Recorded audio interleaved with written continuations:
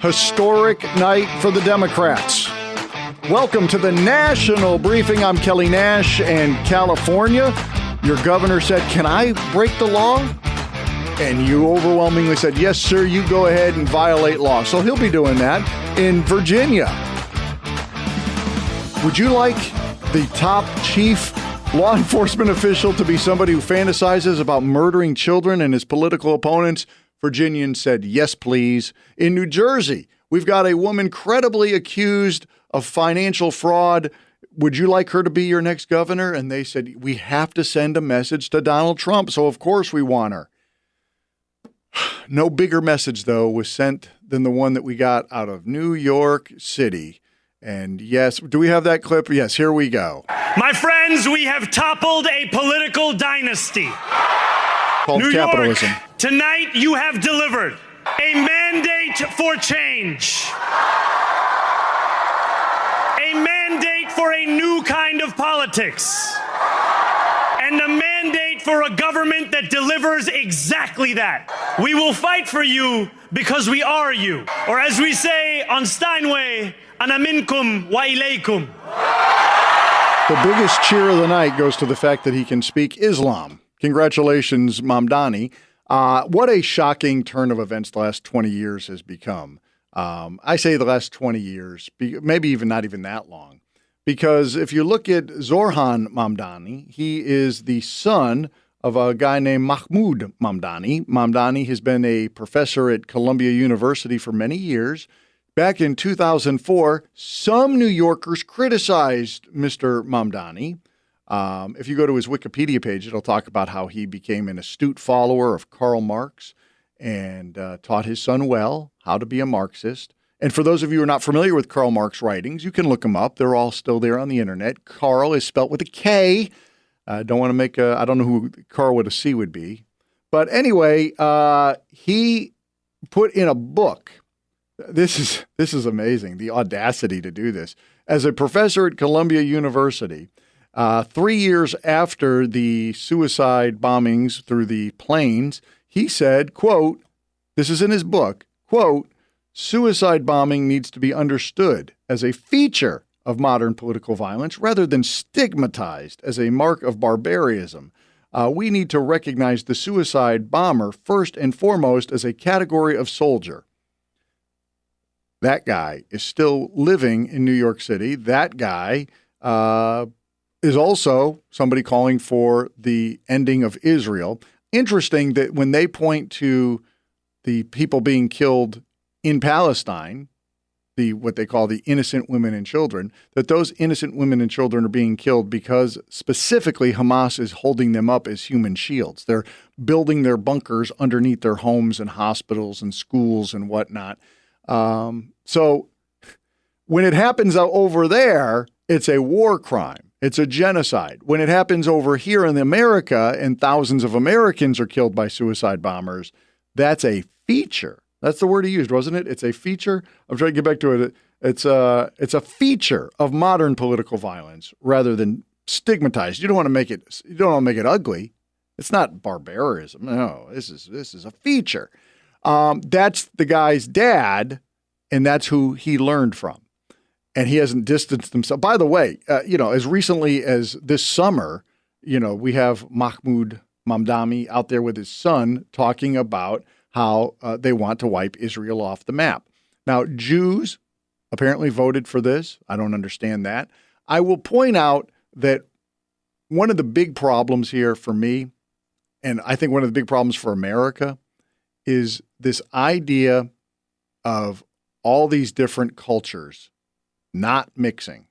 That's what's happening in New York City. That's what's happening in London. That's what's happening in a lot of major cities around the world where this liberal idea has kicked in that we want more diversity. We don't want to be one people. We want to be authentic to where we're from. Okay. If you want to be authentic to where you're from, that's great, but you're not an American. Okay, you can be a Ugandan, you can be a Chinese national, you can be whatever you want to be, but you're not going to become a U.S. citizen, first and foremost, because in America or any country, You need to become assimilated to the culture. The culture has been set for many, many years. Unfortunately for y'all, it's white Europeans set the culture. I get you don't like that you want it to be Mexicans or you want it to be Native Americans or you want it to be whatever. It's not that. The culture is the culture. This is an attack on culture first. Why would they attack the culture? Well, if you go back and read the aforementioned Karl Marx, he talked about how you have to get to a socialist society by attacking the culture. Number one way to attack it, attack their religion. And again, you're trying to attack everything, but through the religion. Karl's thoughts on this was that religion was the kind of the cornerstone to society, that families were built off of religion. If you could break up the religion, then why would you bother staying married to some tired old hag? Why would you bother raising your children? And while we're at it, let's get the schools to try to separate the kids from the parents. And ultimately, can we make the parents afraid of their teenage children? Could we make it that way? That was the goal, in order to introduce this chaos into society, and then we'll have the remedy, which is socialism. We'll fix it all for you. That's the idea. So we had a great example of this, by the way, for those of you non-historians or non-over 30-year-olds. It was called Berlin. So you had East Berlin and West Berlin. For those of you who don't remember, East Berlin basically circles West Berlin. West Berlin is in the middle. East Berlin covers it on about 90% in a circle. And then you got that little swath where you could take trains and a road in and out of West Berlin. That was the only way into West Berlin. But West Berlin was the free side. West Berlin was the capitalist side. The surrounding area was run by Russia, basically. This is what it looks like. So we have a perfect example from 1961 to 1989. It played out. And ironically, the East Side did horrific. Food lines, misery, murder rates skyrocketing, all of that. On the Western side, everything thrived. Beautiful parks, people thriving, people making money. All of that is possible in capitalism. It's not possible in socialism. So here's the problem with socialists in a nutshell. They see a pie. They say that pie is not being divvied up equally. They don't understand that the pie grows or shrinks depending upon who's actually in the workforce. Are people motivated to make that pie bigger? If they are, the pie gets bigger and everybody gets a bigger piece. If they're not motivated to make the pie bigger, the pie shrinks. That's what's going to happen in New York City. People will be non-motivated to stay there if they're really actually financial creators. They build wealth for people. They're going to leave. So the pie in New York will shrink. Mamdani becomes, ironically, the first immigrant mayor since a guy named Abe Beame. And if you don't remember Abe Beame, he was the mayor of New York City in the 70s. Abe Beame got one of the most famous headlines ever written. I think it was the Daily News. It might have been the Post. But he had to go to Gerald Ford, the president, and beg for a bailout. First time, I believe, in American history that a city had to go to the federal government and say, we're flipping broke. We're about to declare bankruptcy. And Gerald Ford famously said no. And so the headline became something like, Ford to New York City, go to hell. Something like to that extent. And I wish that Ford had stuck with it, but he didn't. He ended up giving them billions to bail them out.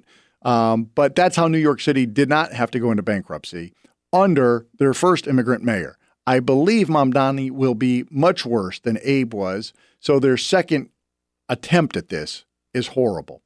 If America wants to thrive, America needs to become one people.